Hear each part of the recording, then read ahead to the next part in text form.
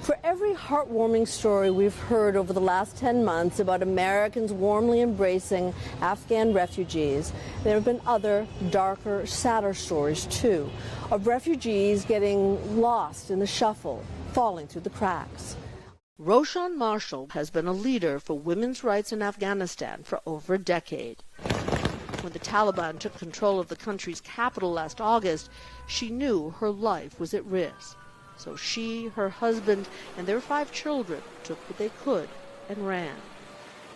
You brought one bag with you. What did you put in the bag? Just clothes. Family photographs? We didn't find a chance to collect the very important things. As a mother, you are thinking about your children's lives because of my activities.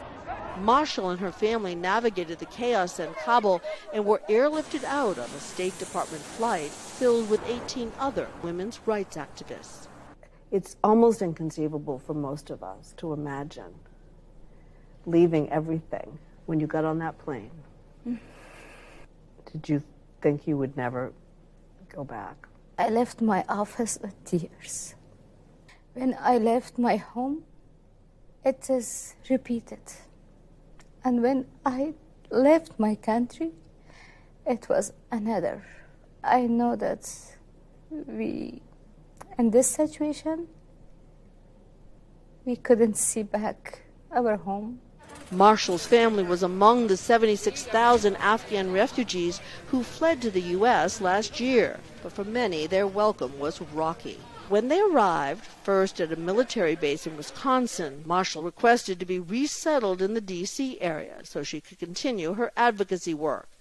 But instead, she was sent to Texas without 3 of her children. While they were all over 21, the family had always lived together. They told me that there is no guarantee to send your children to your state. After pleading with resettlement officials, Mashal was reunited with her 2 daughters, but her son remained at the base in Wisconsin, alone, for another 3 months. While the family was finally reunited, there have been a rolling series of troubles settling in. At times, the family struggled to get enough to eat. Vital documents like work authorization and Medicaid cards took months to arrive. With no driver's license or car, when she got a fellowship with the University of Texas at Arlington this spring, she had to commute 3 hours, taking 2 trains, a bus, and an Uber each way. On top of the trauma of leaving everything except your family. Yeah, on top of these things, there is another challenges that we are struggling with. Mashal says while she is grateful to be safely in the U.S., and anticipated that it wouldn't be easy to start over, it has been much harder than she imagined. One reason, she says her caseworker was simply overwhelmed, assigned to 60 clients at once, all needing help with everything from getting food and clothing to registering children in school. Sadly, it's not uncommon. From Iowa to North Carolina, stories emerged of refugees lacking basic necessities, stranded without transportation, separated from family, unable to work. There were too many cases, too many families in too short a period of time, and in some cases, families suffered. Chris George runs IRIS, a refugee resettlement organization based in New Haven, Connecticut. He said that across the country, resettlement organizations struggle to do more with less. The refugee resettlement agencies during the Trump administration had been weakened. Many of them had closed down. And then suddenly we were asked to resettle 76,000 people in a matter of 3 or 4 months. Mashal eventually got help from the women's rights organization that helped bring her here. But she worries about those who aren't as well connected. How about other peoples?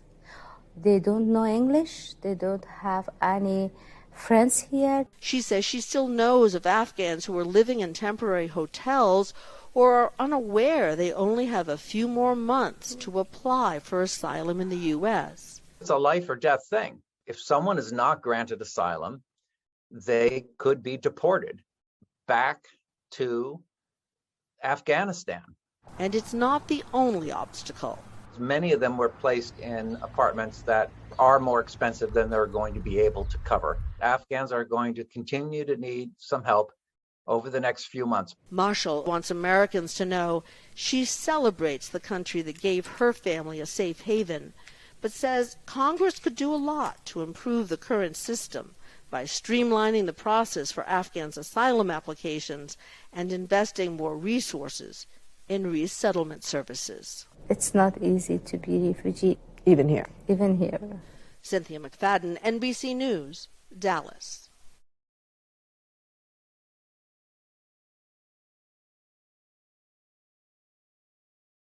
Thanks for watching our YouTube channel. Follow today's top stories and breaking news by downloading the NBC News app.